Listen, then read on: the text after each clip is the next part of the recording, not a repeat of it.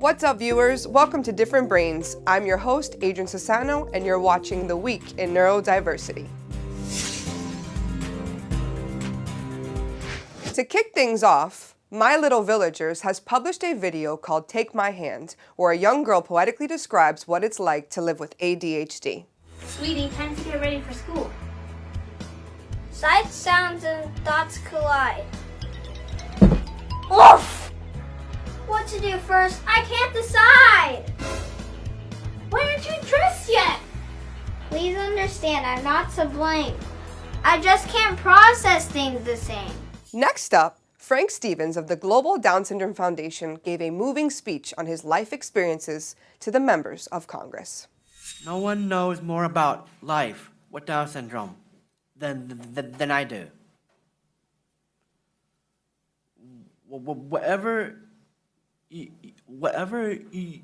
you learn today, please remember this. I am a man with Down syndrome, and my life is worth living.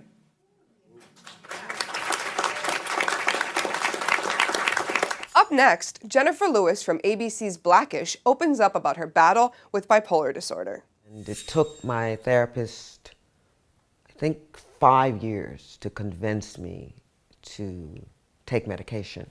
Bipolar ain't no joke, honey. When you're out of control, you're out of control. And I say that that cousin that jumps on top of the table at the family reunion, that aunt that stays in the attic, that uncle that's downstairs in the basement that never comes out, you gotta reach out and help them. Next, psychologists discuss how Instagram can cause anxiety and depression among teens.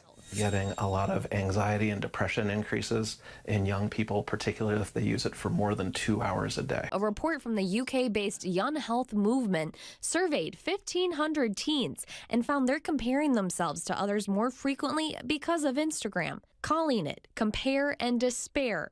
Instagram topped the list for most harmful social media platform for mental health. All of the things that teenagers are running into are very possible to happen with adults as well. And finally, various celebrities such as former pro wrestler Diamond Dallas Page, Olympic gold medalist Simone Biles, and Lieutenant Governor of California Gavin Newsom talk with children about growing up with dyslexia and ADHD. I've never been comfortable with it. I've just overcompensated and have learned to develop other skills.